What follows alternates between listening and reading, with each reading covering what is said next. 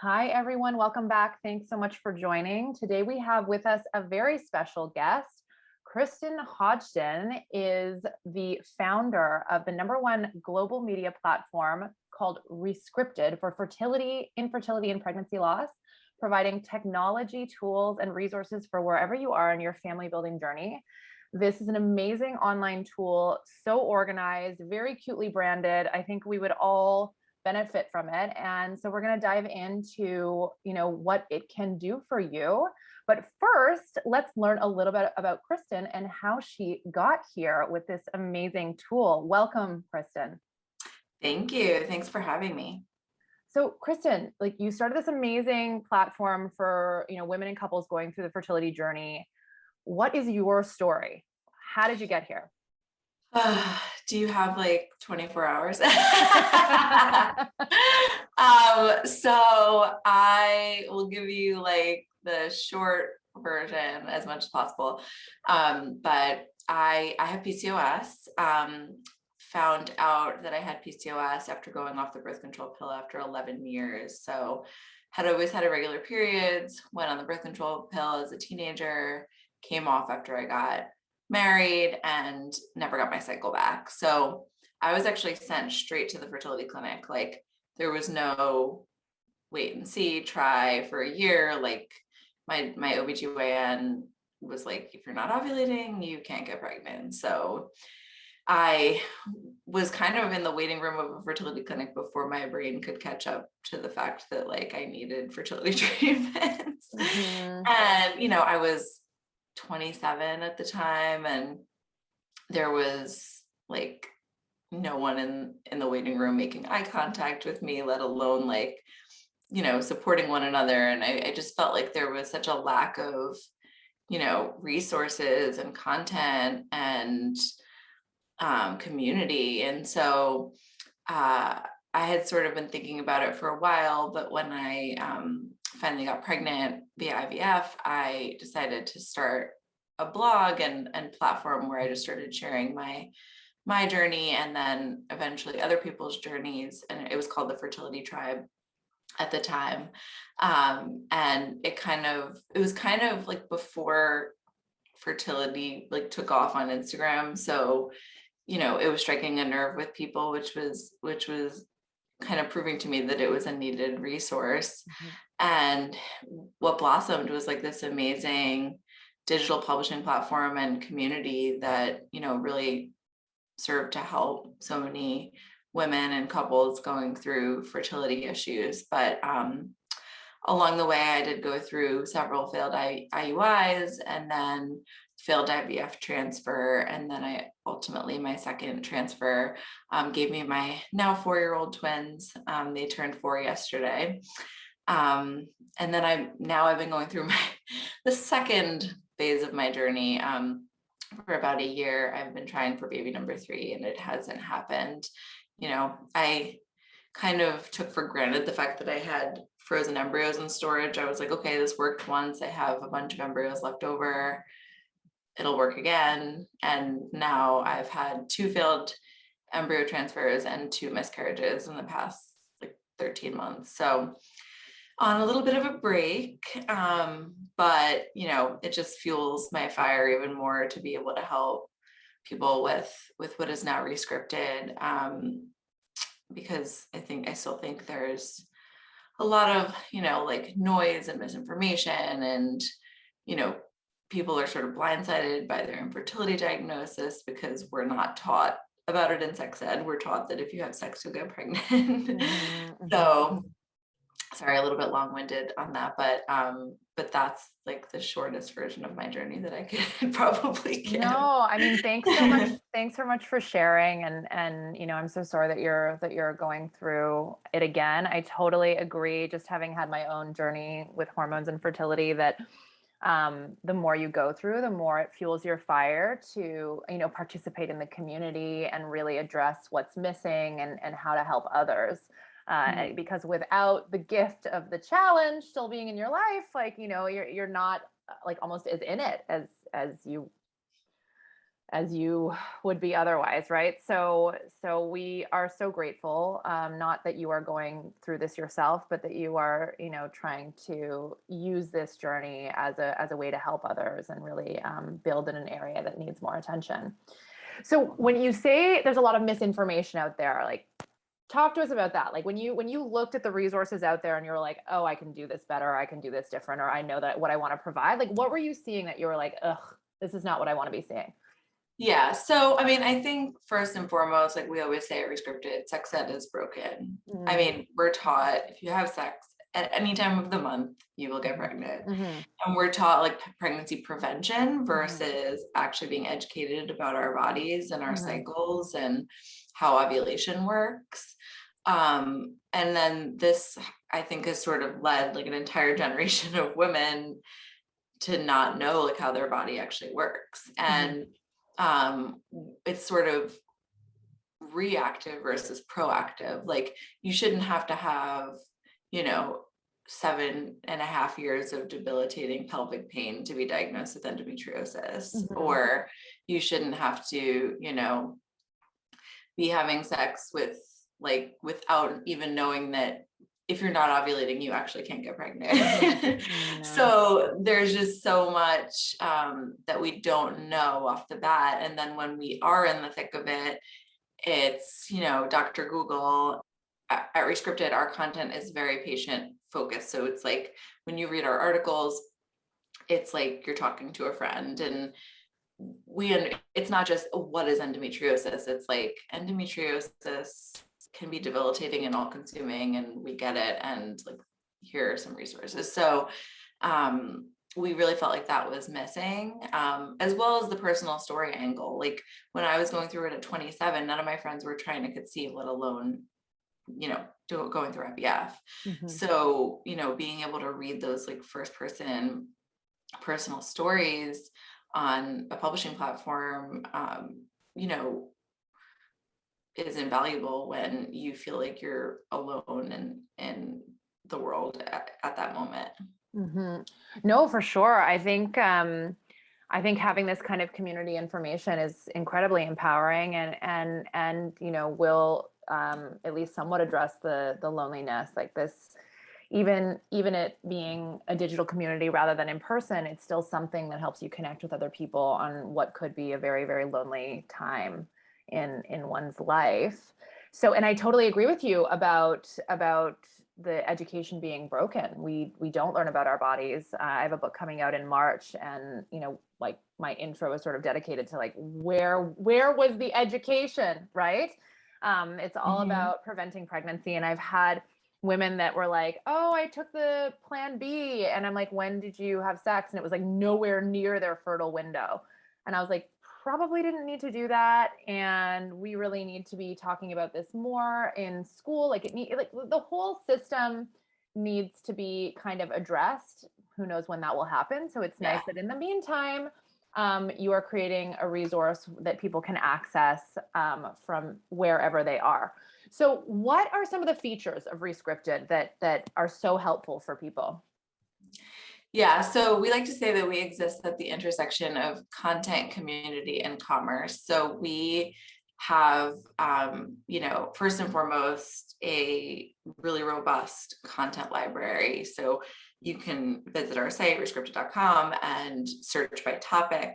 So, everything from general infertility to surrogacy to donor conception to male infertility.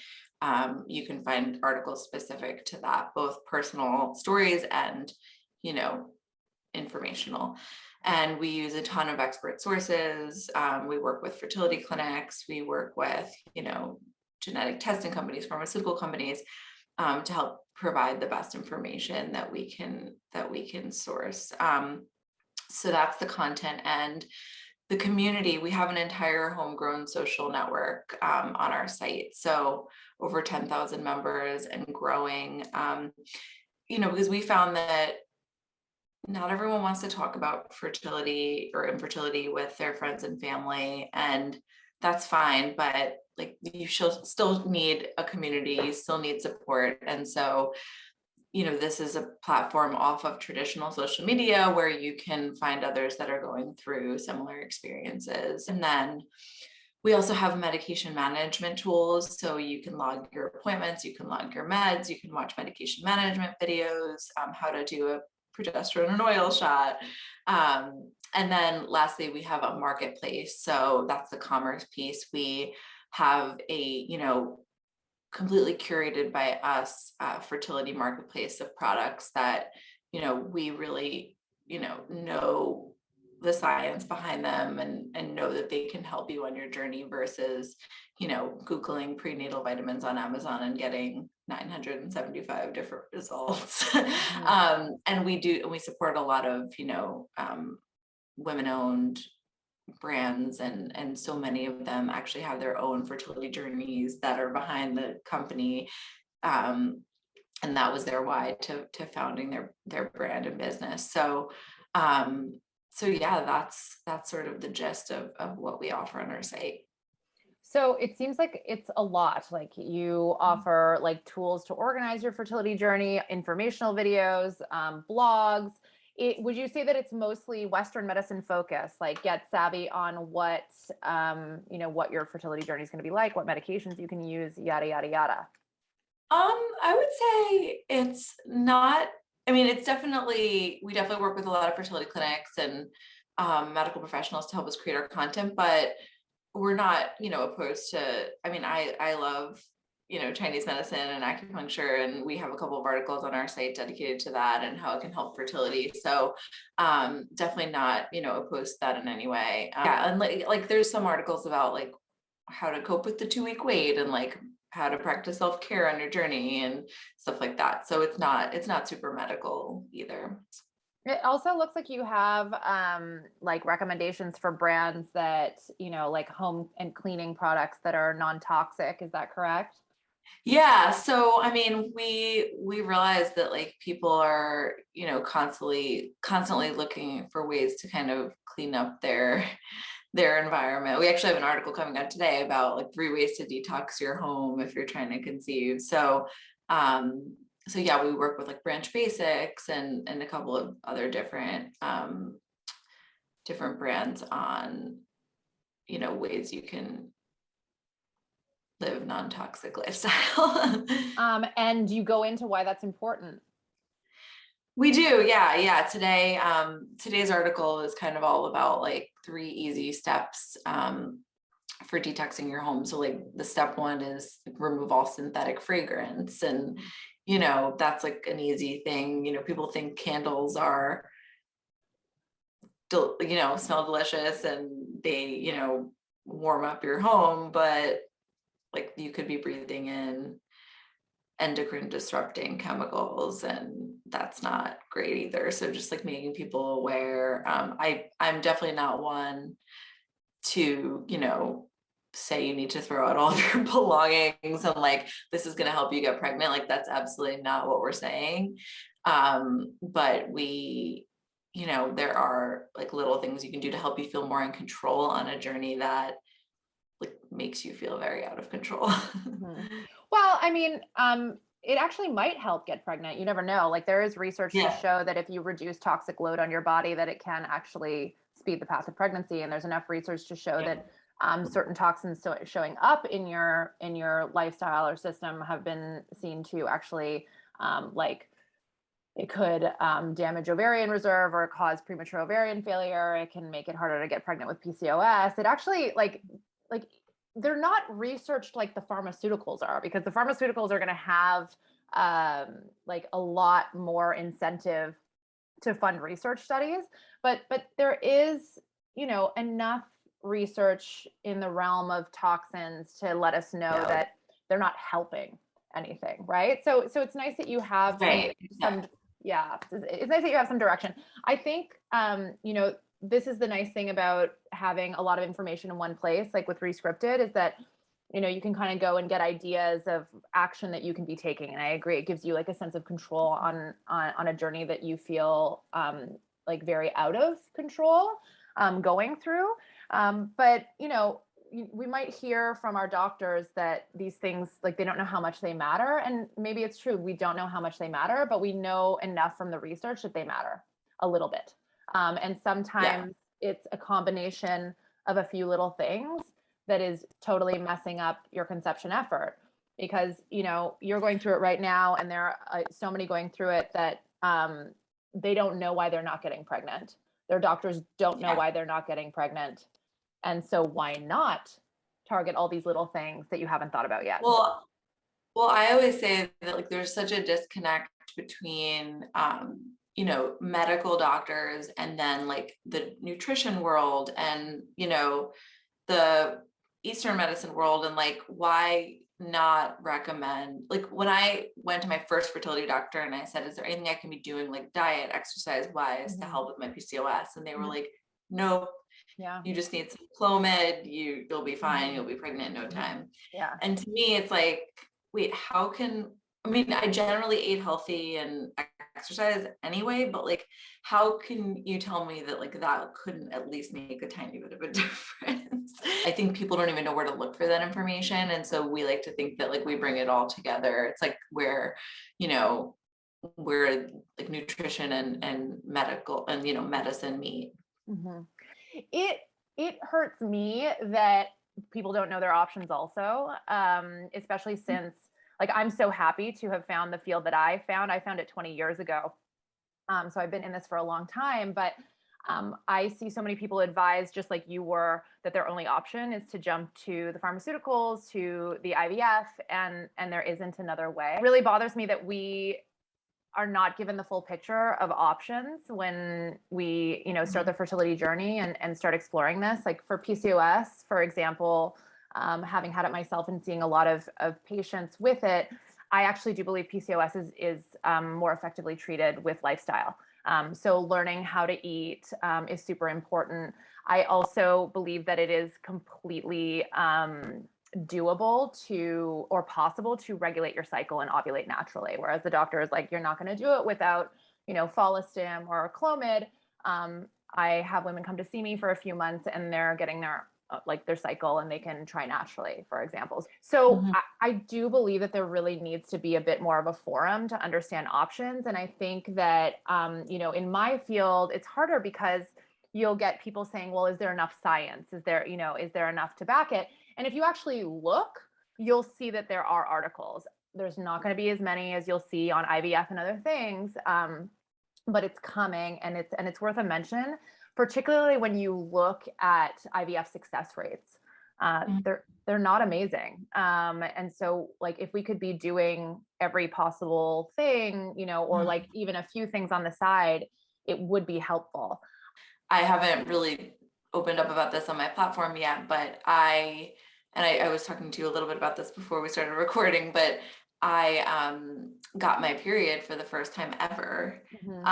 on my own, and recently after my DNC, and my blood work, my PCOS blood work all came back normal, like, and it's my OBGYN is basically like, you're not showing any signs of PCOS right now. Mhm. And so as someone who's spent the better part of 5 years like going through IVF and I have two IVF babies, and I just, came off a pretty traumatic year-long journey trying for another. It's like, whoa, this is all new to me. But Yeah. the fact that the fact that like this is the first time I've ever given my body a chance off meds or birth control, and the first time like I'm even trying on my own, is Mhm. pretty crazy to me considering how long I've been like at this. Mhm. And I just think like it just drives home, like, get your labs done, like, just because 5 years ago I had, elevated testosterone and signs of PCOS and had to go through fertility treatments then, doesn't mean that. And listen, I'm not the kind of, I've been through too much to be like, I'm gonna get pregnant naturally now, but like it's worth a shot. Okay, so first of all, I'm so excited for you that you got your period and that you might have like some revival of some hope in your natural body's ability to do this. But there's a lot of things that people don't know about, like saw palmetto and other certain herbs to like lower testosterone. Chinese medicine formulas, like one called Bajin Tong or Wenjing Tong, that like will restore your ovulation and regulate your hormones. Like there are options for your natural body to do it. Myo-inositol has been shown in numerous studies I've to been help a taking lot. that religiously for 5 years.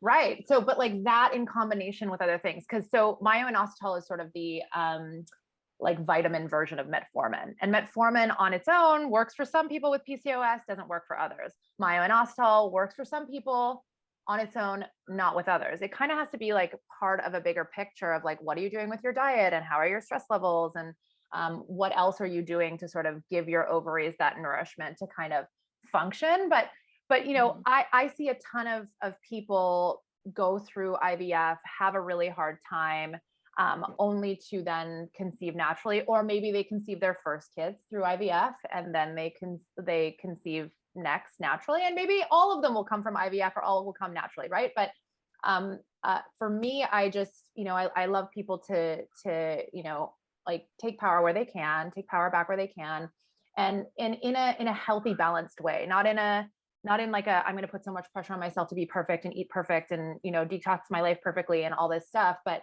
more just like, okay, I have an opportunity now to transform my life, become healthier, and potentially get myself closer to conception. And I'm very interested in this microbiome, like vaginal microbiome test. What is that? So honestly, the microbiome, we hear it more often like with our guts, right? But like apparently the vagina has its own microbiome, and if you have elevated markers on the test, it's for people who have like chronic yeast infections and chronic UTIs and stuff like that. Like you can get tested for that and see if like your microbiome might be off.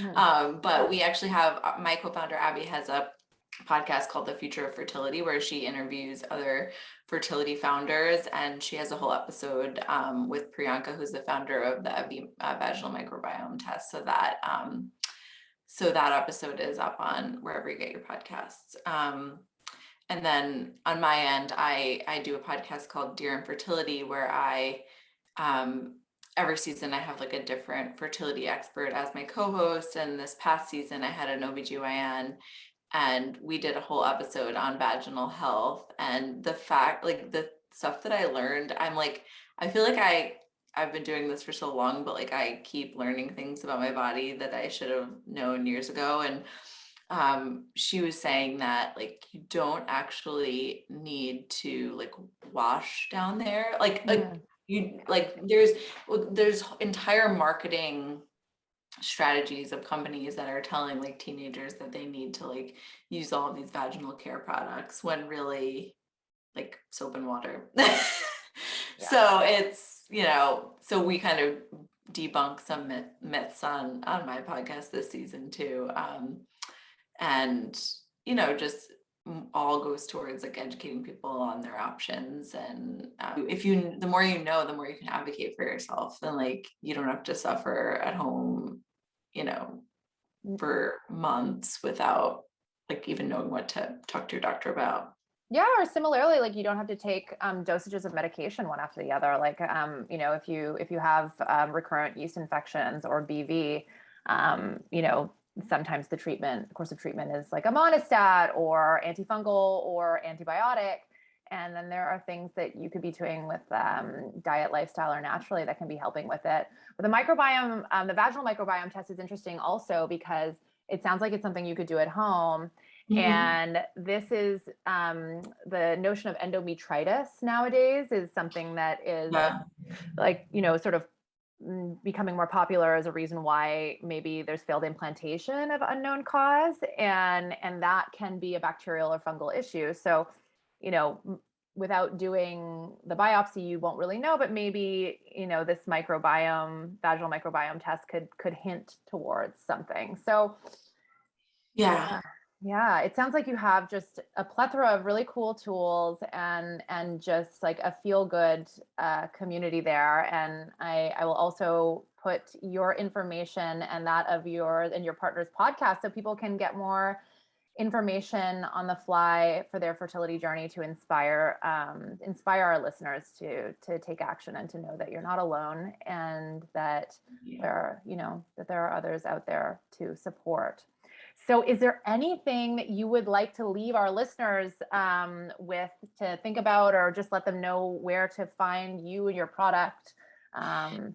Yeah, I should note that our community is completely free. Everything on our site, with the exception of fertility meds, obviously, is completely free for our community members. So head to rescripted.com. You can join our community. Um, no cost. We have virtual support groups. We have content. We have medication management resources. We have our marketplace where you can purchase products, but all of our support tools are completely free. So you don't have to do this alone, and we're always here. Feel free to reach out. Our Instagram is at fertility.rescripted. So cool. Love it. Thank you for everything that you are doing, Kristen. You and your partner, we're so lucky to have you in this community. And it's really amazing that these resources are free. Everybody knows they do not need another expense on this journey also. Exactly. Yeah. All right. Well, thanks so much for Well, being thanks, here. Christina.